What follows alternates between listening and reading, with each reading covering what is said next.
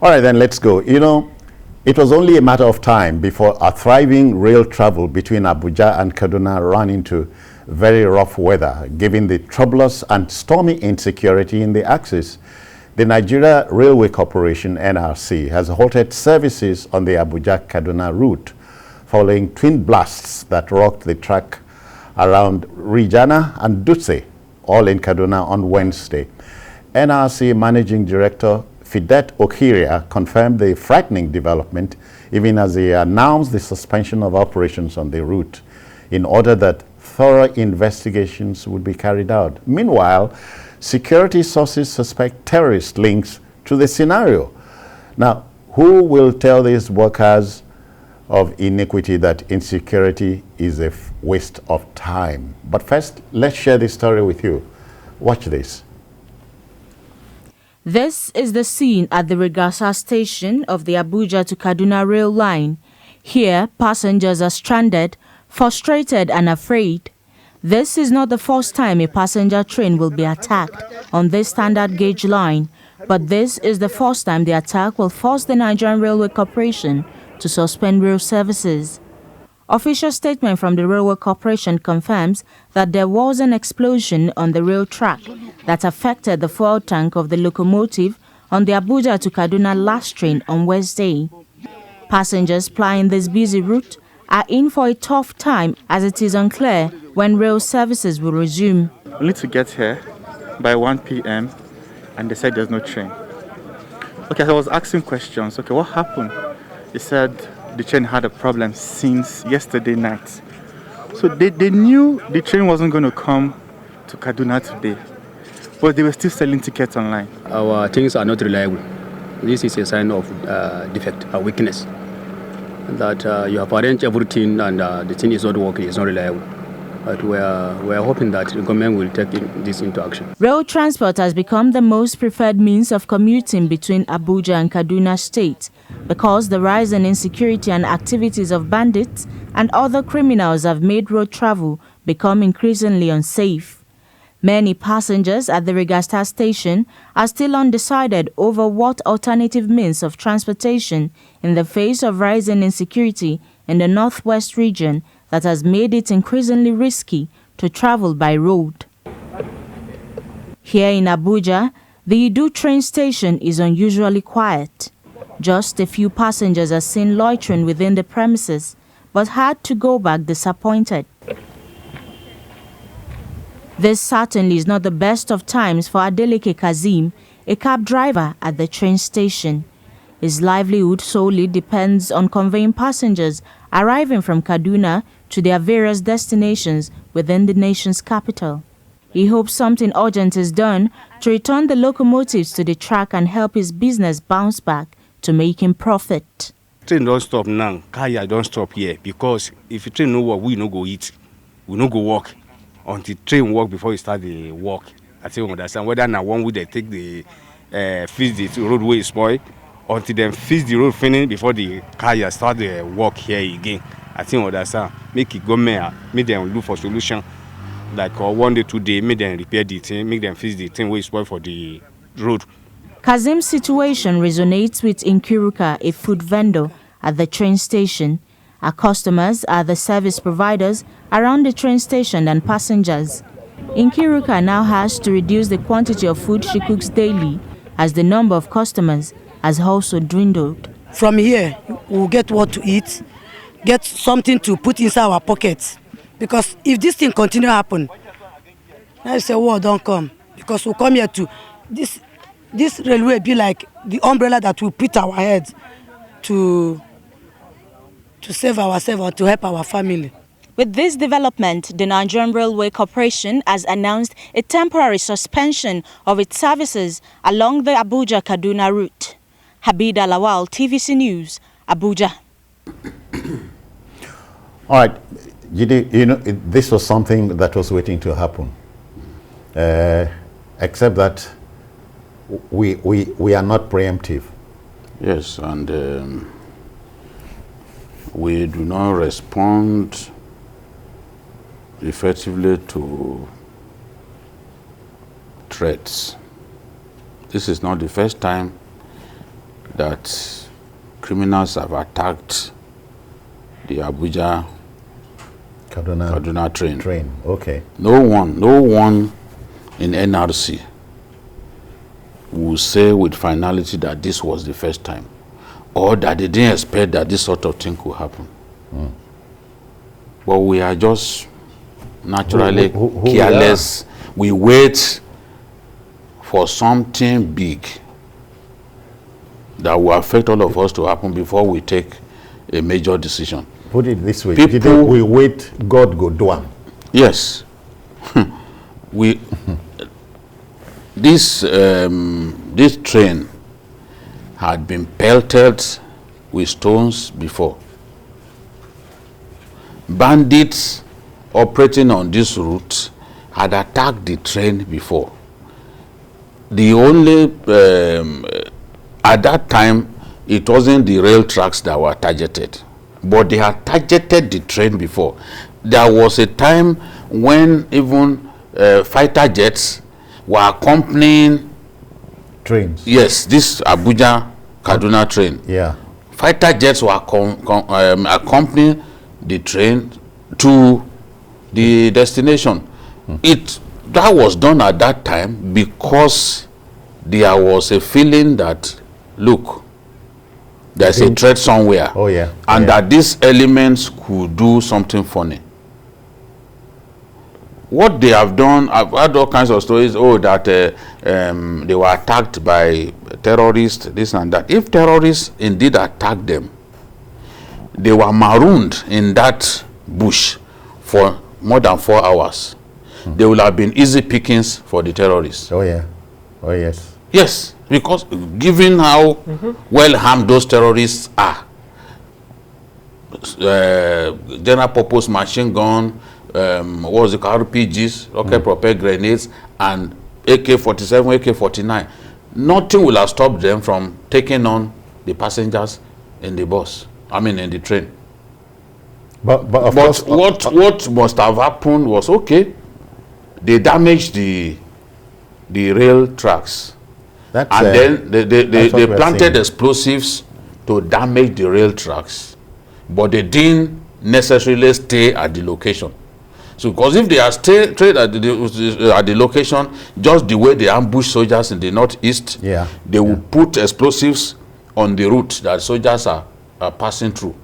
Once explosive devices go off and it triggers a big panic, they will now come out of the bush and start firing at the soldiers. So this was not what happened. They had clearly planted explosives on the rail tracks with the intention of damaging the rail tracks, but they didn't really stay there. I guess that the goal could also be to force people who are using the trains to begin to use the road.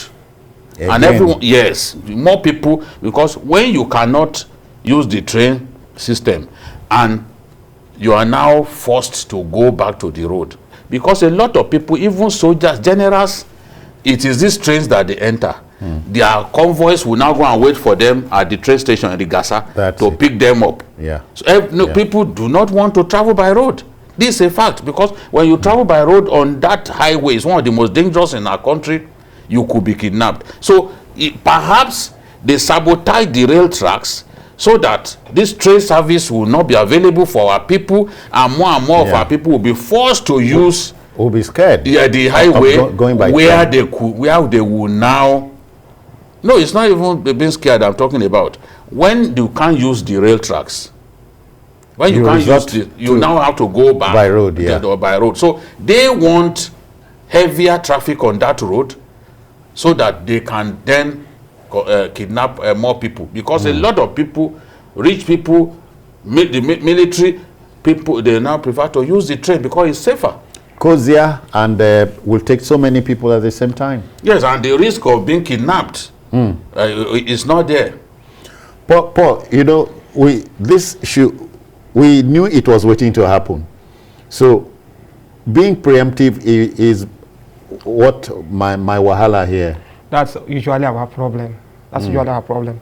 That's the train service was started because of to make things easier for people, and a lot of people avoided. I have gone through that route before. I traveled from Abuja to Rigasa, and of course that time too, I was avoiding the Abuja Kaduna. Yes, exactly. I was avoiding it, and like BKO said, this had happened before. This time it had happened before, and then we relaxed apparently, and. What even baffles me is that this thing happened on Wednesday night. They came back on Thursday morning. Also, the second attack came back, happened hours after, and nothing happened. I think it's time we started taking things very seriously. We need to change the narrative, narrative of our security in this country. Along that route, there are so many communities through which bandits and terrorists can come through. You know, they can even hide there for days. Yeah. So surveillance, intelligence gathering, and all of that is lacking. Exactly. Mixing. Okay, I think we'll turn things over now to Garba Mohammed. Garba is a witness. He is going to tell us things we never would have imagined. Garba, good evening to you.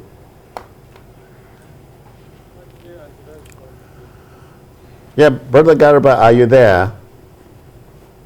Garba is a resident of Kaduna, and he's privy to whatever happened, and it will be very interesting to get to hear his side of the story. We'll attempt to get him now. Jide, while we wait, you know, the problem, I just hope we don't come back to discuss this thing again, because the terrorists will not give you any time to second guess what they are going to do next. Yes, I was shocked when the nation notion that some people tried to give us was that, oh, this was the work of vandals. I wonder how are people reason like this. Vandals do not need to blow up the rail tracks. At that point, to steal those metals. Yes. They do that. They have breached rail tracks in a number of cities in our country, but they didn't have to blow up the tracks. That's not what they do. But it's the metals. It's those metals that they want to steal and then go to melt them. Yeah. They will just carefully get them removed. I guess they have some tools that they use to unscrew the nuts, holding those metals to the concrete beams. They would then, once they are able to separate them from the concrete beams, they will now live with the metals. You can see, because metal is much more expensive, you can see how we have depended so much on concrete, and that it helps to stabilize the rail tracks. But if the damage was much more extensive, then even the chances of using the rail tracks is zero. But one of the steps taken to ensure that, look, let's even save money in building this, was to use concrete alongside those metals. But you know, even the rookie detective would say, look, what we have to do now is to preempt these people, because we know chances are 50-50. They might come this way. So the thing is here with us. You've got to police that corridor a lot better. You've got to police that corridor a lot better. And when we're talking about policing, we've got to provide game-changing equipment for the security forces.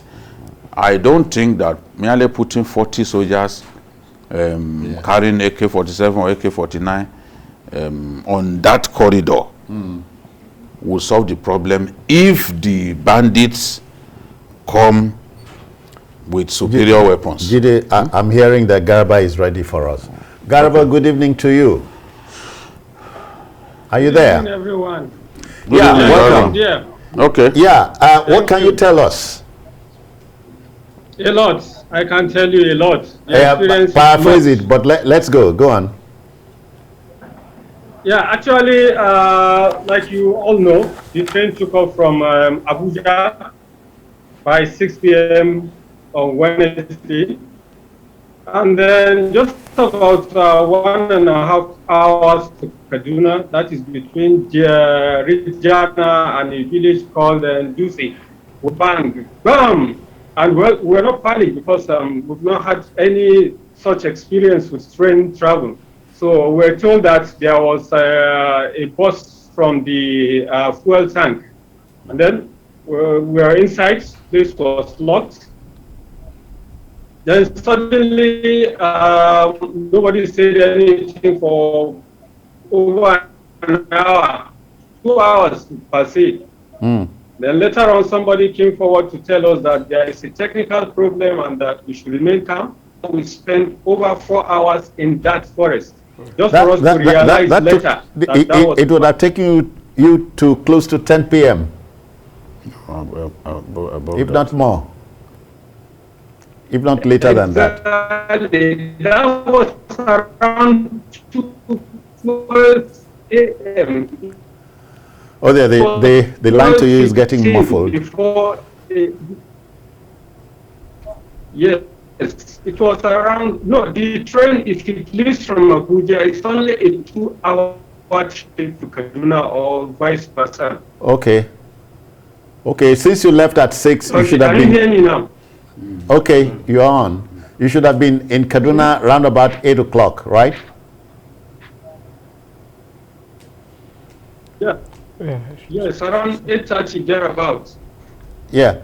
Garba, around 8 o'clock we had that incident. Okay. What happened thereafter? We had that incident around 8 p.m. Nothing happened. We were all inside the train. We were locked up inside, lights were off, the ACs went off too, and then we saw some people running out of the VIP coach. We were told that some police officers who were on escort with some VIPs shouted to them to lie down. And then afterwards, many of them could not stay in that coach anymore. They came back to the economy coach. And then we realized that something is wrong when we saw some of them moving towards the locomotive engine. Wow. Okay, Garba, this will not stop you from taking another ride on the train, will it? Of course, yes. I said it's time without number. The train transport, especially between Kaduna, Abuja, Kaduna, is the safest apart from the air travel. If we have our way, I think the choice is to still remain with the train services, except, of course, for issues of security, which I said by now, the security agencies should take measures. What I mean to say here, Bush, we had expected the reinforcement to come immediately. Unfortunately, it came a little bit late, and just scanty number of military personnel were seen around the tracks. Instead of us to have the reinforcements, the helicopters, and what have you. Of course, I'm aware that there was no network at all, but there must be a means of communication between the personnel and the authorities. Oh yeah. So honestly, it wasn't. It was a bad experience, and we're so apprehensive inside. You are there. The worst part of it, like I kept saying, was the condition. You were in the bush for more than 4 hours. How traumatic was the experience? Yes, it was very traumatic inside. You were locked up inside, no AC, no proper toilets. All the toilets were bad. There was people were exhausted. They became dehydrated. There was no water to take. It was a lot of problems. Really. Oh dear. We resorted to praying. I must confess to you. Typical of Nigeria. Nobody wants to hear anything. Yes, nobody wants to hear anything aside from prayers. There are some guys behind me. They were chatting up, and somebody stood up. We were so angry with them that this is time for prayer. Instead of them to pray, they were talking of something else. So I mean, It was so traumatic. Really. Yeah, Garba, what is the Nigeria Railway Corporation telling us now? Well, we heard that they actually admitted there was an explosion, but are not to that. I think they should be in a better position to talk about that, not from me, really. We're talking of what we experienced in the train. So I expect the security agencies and the railway corporation to come up with a very strong statement towards that. And the worst part of it, really, that communication gap between the authorities, the officials in the train, and the passengers was bad. Honestly, it was a very bad experience. So as a resident of Kaduna, I'm sure you will recall that some time ago, these bandits stormed the train station in Rigasa to pick up people, people who had just arrived from their destination. Does it not? Does this not send a clear signal to us that the bandits have an agenda against train travelers? Or put simply, they have an agenda. Of course, yes. I'm sure you're familiar with the... Oh dear, Garba, the line is muffled. It's only natural. But we want to thank you very, very kindly, and as we say, happy survival. Thank you.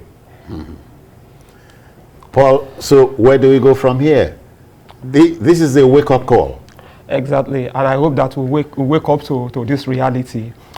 These are things that this is a kind of thing that have been happening. Bandit attacks, terrorist attacks in Nigeria, and it's like they are always one step ahead of us. You know, one step ahead of us. While we're trying to fix this, you hear of another event, a sad one. So we need to do what is important. Now, I'm very much concerned about the issue of communication, because truly, if you are traveling between Abuja and Kaduna, of course, you will lose network. You will lose network. So if you are in that kind of situation, you can't call anybody. So I hope the NRC authorities know that they can't rely on, they have to have a kind of communication that works, you know, so that when this kind of thing happens, it can easily, they can easily communicate with whoever is in charge, you know. So it's terrible. In our country, we hardly, at times like this, communication is broken down completely. So you are at sea. You can't seem to understand what's going on. Well, there ought to be alternative means of communication outside of GSM services, because the telcos are in business to survive. They are in business to make money, and they are not going to set up base stations and erect their masts inside the bush. Even bandits know that network is a problem for them in the bush. So when they want to communicate, they go to places where you have the closest point to them, where they have a network. So and they know these things.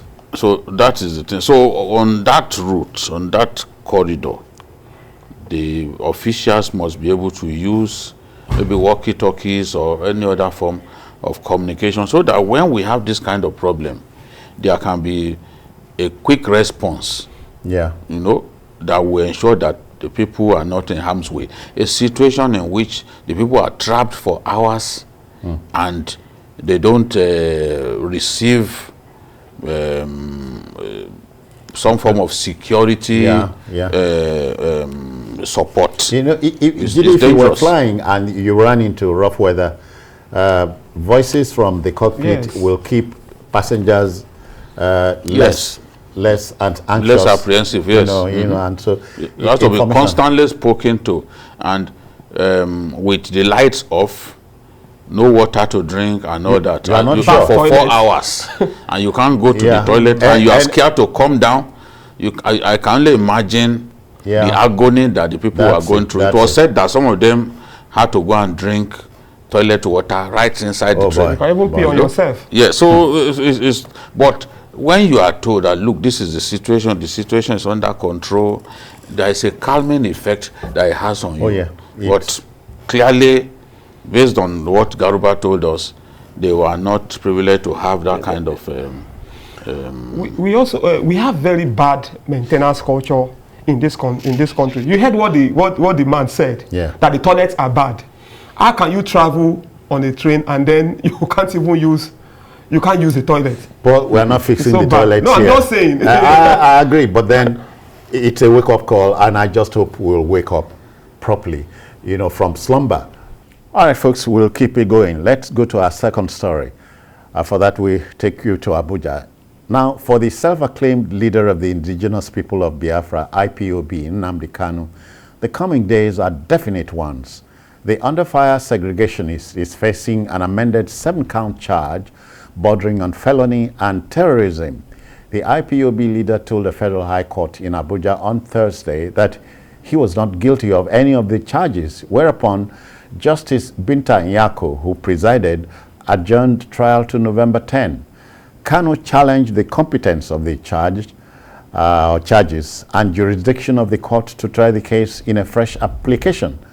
Justice Nyako declined a request from the accused to be transferred to the Kuje Correctional Center in the FCT. 3 people of Kanu's choice are to be allowed to visit him in the DSS facility. So we share this story by TVC News' Celestina Area. She was at the court. Now watch this. There was heavy security presence at the premises of the Federal High Court in Abuja for the trial of Nnamdi Kanu, leader of the indigenous people of Biafra, IPOB. A combined team of personnel of the Department of State Services, DSS, the police, and other security agencies had condoned the premises of the court from the general public. Members of the public, including accredited journalists, were subjected to screening before allowed to go past the first barricade.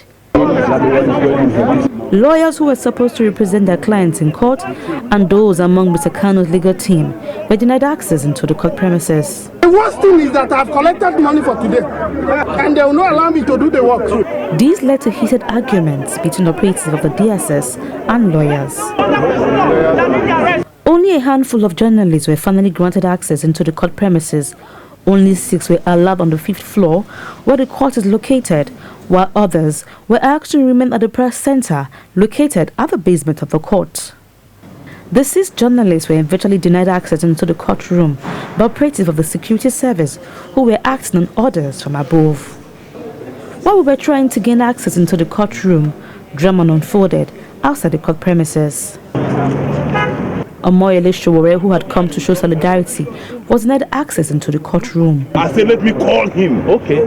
A vehicle bearing 2 plate numbers brought persons alleged to be thugs to disrupt the day's proceedings. The situation after the court premises almost got out of hand as the alleged thugs started getting physical with Mr. Showore and his friends. The security operatives had to swing into action to maintain law and order. In the process, they arrested some of the thugs and the driver who brought them to court. Sit down. Sit down. This led to the deployment of more security operatives to the court. Senator representing the Anambra Senatorial District was also denied access into the court by the DSS. He expressed his disappointment in the conduct of the DSS had he had earlier filed a suit in court seeking permission to see Mr. Kanu. Public, I think I have the right to even go, even if I have no business in the court. So I just want to plead with the authorities, please. This shouldn't happen again. We live in a democratic entity called Nigeria. We are not in a war-torn country, and everybody that is being accused is innocent until proven guilty. After the day's proceedings, counsel to Mr. Kanu briefed journalists as they were unable to cover the proceedings. The matter has not been adjourned to 10th of November 2021 for hearing of this application. So trial is not going to be commenced until when the application is heard and disposed of. However, we also applied for him to be transferred to prison custody, to Correctional Center Kuje. But court was of the view and expressed concerns about his safety, and insisted that he will still be remaining in DSS detention facility for now. But rules requiring 2 persons to visit him has been relaxed today. Supporters of Mr. Kanu outside the court premises chanted songs in solidarity for him. Celestina Iria, TVC News, Abuja. Thank you, Celestina. Jide, you know, the days ahead are not the best of days for both the government and Kanu. You know, the first thing I want to say is thank the DSS and the Office of the Attorney General of the Federation, because consistently on this program we demanded that Kanu should be brought to court, because IPOB had issued a warning that if he was not brought to court, that they would declare 30 days sit at home in the southeast. My own argument had always been that, look, if you said you were going to put him on trial, then why wouldn't you allow him to appear in court to answer for his crime against the state? July 26, he was supposed to be in court as demanded by the judge, but the DSS failed to produce him and gave all kinds of excuses. But thankfully, reason prevailed and they brought him to court. Now we know that there will be no need for 30 days sit at home in the southeast.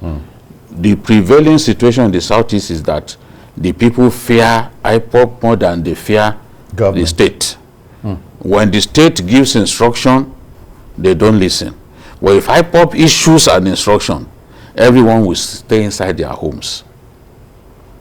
This is the thing, and it's inflicting pain on our people in the southeast. Businesses are dying because look at this week, for example. For like 3 days, people have really not worked. You know, so we can't go on like this for too long. IPOB has said, look, we only declare sit at home on the days that Kanu will be brought to court. But we have a band of young men carrying guns, executing an earlier an order that has already been revoked by forcing people to stay in their homes every Monday. Despite the fact IPOB itself has already said, no, we are no longer interested in having people sit at home. You know, at that point, you are wondering if it is in obedience to IPOB's instruction or having to do with government's difficulty in maintaining law and order. Neither. The people are scared of being killed by other groups, other separatist groups. Remember, Senator Baribe said, look, there are more than 30 separatist groups now that are out there. The truth is, even IPOB finds it difficult to get these renegade groups to listen to his instruction. Because if IPOB says, no, we are no longer interested in doing sit at home on Mondays, why is the sit at home still being enforced? Is it enforced? And the guys who are enforcing it are clearly not listening to anyone. You know, clearly not listening to anyone. So it's a good thing. And when they were saying we wanted to know whether Nnamdi Kanu is dead or not, I'm happy Nnamdi Kanu was brought to court and everyone could see that he was alive and well. Looking, I mean, he was alive and well. In fact, looking robust, meaning that he had not been subjected to torture in detention. So it's a good thing. Let's have him brought to court. He's facing, he has to be seen to be given fair trial, a fair chance to defend himself against the crimes that the state have come up against him. So this is the thing. I'm happy that at least they let reason prevail. We didn't make that demand for nothing. That demand, they listened to that demand, and now there won't be 30-day sit at home in the southeast. Paul, you know, let's look at it from this angle. The Anambra election is slated for November 6. Nnamdi Kanu's next date in court is November 10th, 4 days after. Between now and then, do you see any fireworks?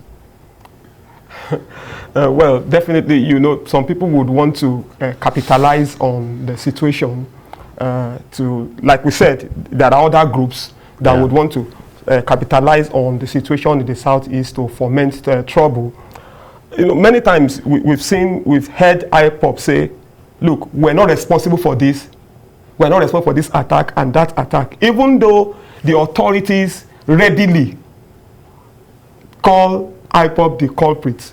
But IPOB will always come out to say, we are not the culprit. We were not responsible for this.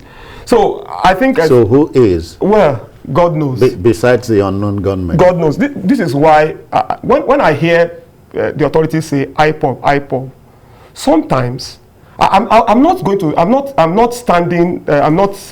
for IPOB, but sometimes you want to hold it with a pinch of salt, because when you say IPOB, ESN, have you arrested them? Where is the evidence? And that is also, I'm also very concerned in this, similarly with this case. I hope that the DSS, the AGF have prepared their case very well. I have seen. So we don't have a long drawn out thing. A long drawn out thing. We've seen cases that were dismissed because of lack of diligent prosecution, because the evidence brought against the defendant or accused person is very weak. There was one interesting case that we're all aware of. The mother of Kudirat Abiola. Okay. And you know, that case, it was of public interest. And I was a judiciary correspondent then. I was there when the High Court sentenced the accused persons to death. And I was there when the three wise men of the appeal court. And when they started giving reasons, there was no balistician's reports. The judges said, look, there was no doubt that Kudirat Abiola was killed. Who killed her is the person in this court. So we need to, they need to prepare their case very well. It is in the interest of the Federal Republic of Nigeria. It is in the interest of DSS. It is in the interest of Nnamdi Kanu that be given a fair trial. And then I also think that, I also hope that there will not be frivolous preliminary objections.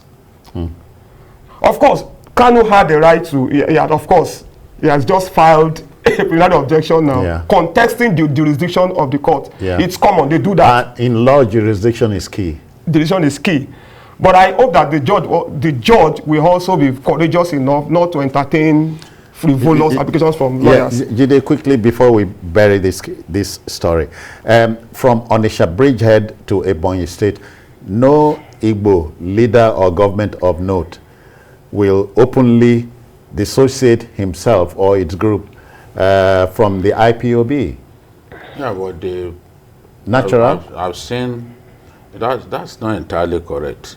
I've seen Ohaneze say, look, this idea of inflicting pain on our people, enough is enough.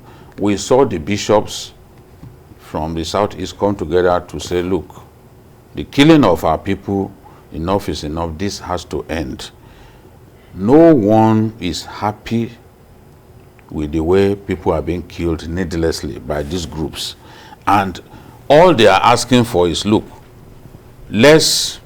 while the case is on, let's not rule out the possibility of dialogue.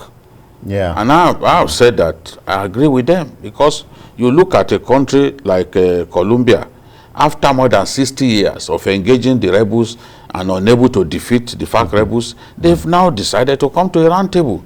And the killings have gone down drastically. The killings are only happening on a minute scale, and it's the renegades that are behind that. That's it. You know, that's why I can't dismiss totally the possibility that, okay, new groups have come up, just as it did even with Boko Haram.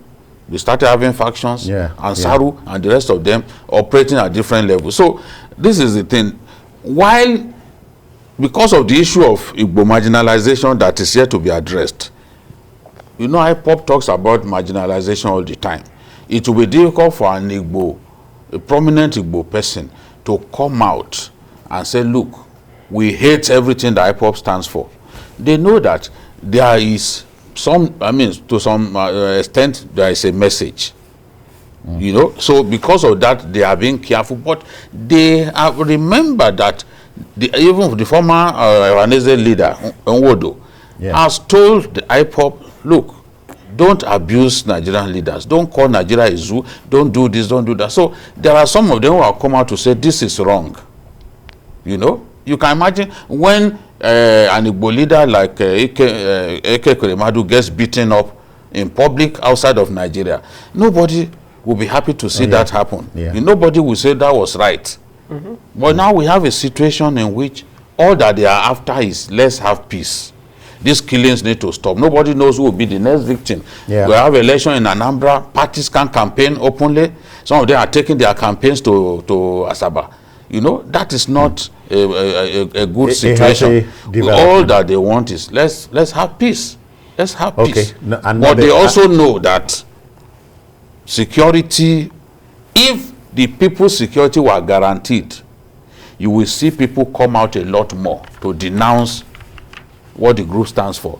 But if you do that, you are not sure that you won't be wasted. They can't trust the government enough to protect them.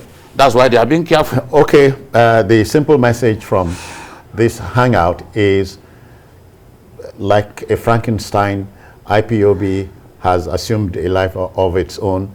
Dialogue should be part of the menu from now. Okay, to our last story. You know, on assumption of office in 2015, the present government said it was not embarking on new infrastructure development. Rather, it promised to complete abandoned projects which dot the landscape, and they are legion. Again, these structures are capital intensive, and to effectively accomplish this onerous task, the federal government is planning a road infrastructure tax so as to rehabilitate and maintain these said projects. The executive chairman of the Federal Inland Revenue Service, FIRS, Mohammed Nami, maintained that the only way to make the informal sector contribute to building a modern society is by making people pay for infrastructure use. It's a logical reasoning, Paul, if you ask me. It's a logical reasoning, but I'm a little bit skeptical. Of course, we are saying that the federal government should look for other sources of getting revenue instead of keep borrowing and borrowing. But this particular, as laudable as it seems, you know, as laudable as it seems to me, there are questions that are on my mind. One, okay, you are saying that those who operate in the informal sector, such as hairdressers also, should contribute and all of that. Some of these people even have a hard time getting power. So they spend a lot of money, you know, getting alternative power, you know, because they can't rely on the electricity. They're already spending much money. Some of them are also paying levies at the local government level. I hope it does not, because we don't know what method it will use to get this tax. But I hope it doesn't end up becoming... Is it necessarily true that Nigerians don't love paying tax? I wouldn't say it is. Of course, we have a lot of tax evaders. But I think if Nigerians see dividends of, as they call dividends of democracy, of course, they can be persuaded to do what they ought to do. The picture you're seeing is not one of them. Okay, so you're talking about dividends. It's our road, man. It's our road. Now, when people see this kind of thing, they'll just say, look, they are chopping our money. That's that. They say they are chopping our money. But at the same time, we need to fix these roads. We need to fix these roads. There are so many other ways of raising revenue. We have redundant assets that can. We said the last time I came here, I think we were talking about some of this. Well, I wouldn't say that they shouldn't go ahead, but I just want to see how it's going to look like. But I'm just a little bit skeptical, because the people we want to get money from are already, they are being levied at the very micro level, and they are not even getting joy. They are not getting joy from government in many aspects. Jide, there's a marked difference between a good sounding proposition and a proposition that sounds good. So he is expressing diffidence about how to go about this new tax regime. Well, anything that will help us achieve better road network in our country, I'm going to support it. These roads have taken many lives. We have the highest fatality rates on talking about roads in Africa.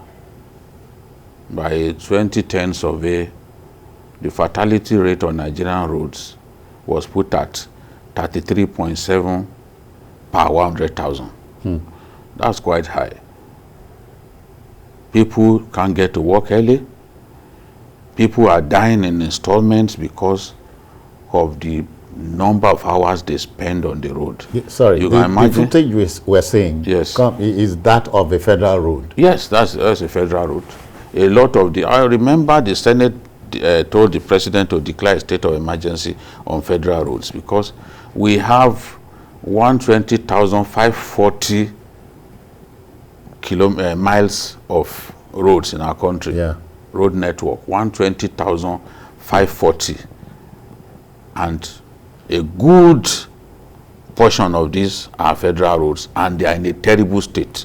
We have the worst roads in Africa. Now, what do? We've got to get the private sector more and more involved in helping us to fix roads.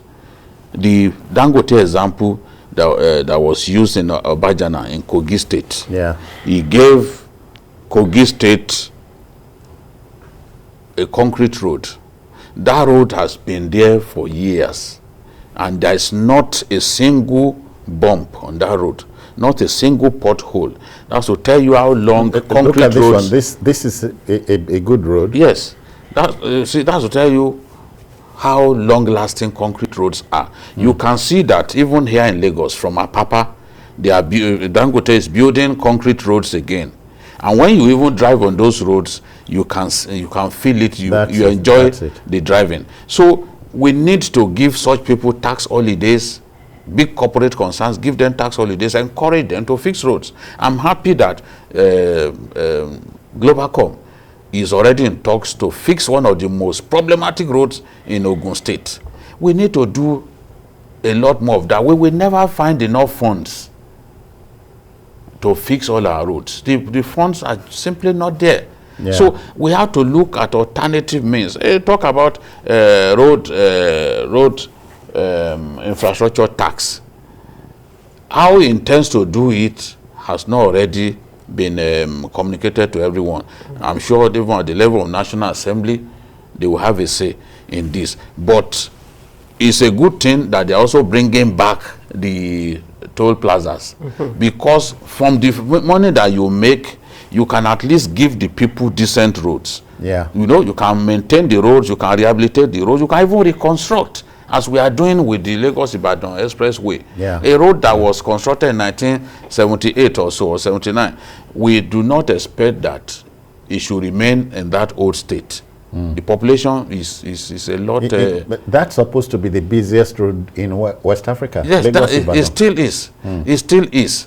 But now we have expanded it, you know, in line with population growth. That's it. Which is not in tandem with economic growth. We have expanded it. Now, by the time they finish that road, hopefully in 2022, Nigerians will enjoy that road a lot more. But we also look at the Badagry corridor. Oh, yeah. We need to do something. We need to find the money, complete that road. It's the Nigerian side of it that is shameful. Once you get beyond Nigeria, you see how beautiful. Yeah. I don't think you are forgetting Agege Motor Road to Abeokuta. That road should have been fixed. It's also another busy. Terrible. Of course it is. But a lot of people, you know, if you are going to Abeokuta from that end, it's fast. It's just about 70 kilometers from there, and it's a dual carriageway. But huge portions of that road has failed. Oh, yeah, so people would rather not go to Abeokuta through that route. They would rather go through the problematic Lagos-Ibadan Expressway here. Yeah. You know. Yeah. So my concern is, let's get the roads fixed so that the hemorrhage of lives on our roads will at least go down drastically. That's why I support the idea. I know that paying tax, you see, the culture of paying tax, it needs to be well ingrained in our country. In Europe and America, you dare not do tax evasion. In some countries of the world, the price you pay for tax evasion is higher than manslaughter. That's it. The punishment is higher than manslaughter. But in our country, big companies bribe their way, they fail to pay tax, they are not ready. They just call tax officials, give them some money, they refuse to pay. They take it and that's it. They refuse to pay. Those ones will take it and they are sabotaging their country. That's it. We need to get more people into the tax net. Okay. So that we can earn more money. Oh, why not? Why not? We should also avoid multiple taxation. So everything has to be very done. But you have agreed that many Nigerians don't like many to pay don't tax. pay. I'm telling you now. No, I don't disagree with you. I don't disagree what you are saying. I don't disagree with you. But beyond people paying taxes, we want to see what they are using taxes for. It's only natural. You will see. It's only natural. All right. We can't be a country where people don't pay tax and expect to progress. I should not demarket my country at this hangout. I should not. We are people willing to pay tax, but please, it's a two-way street. We must go now, but that's about it on Journalist Hangout. Our business is to help mold opinion from the facts before us and allow you to make up your mind.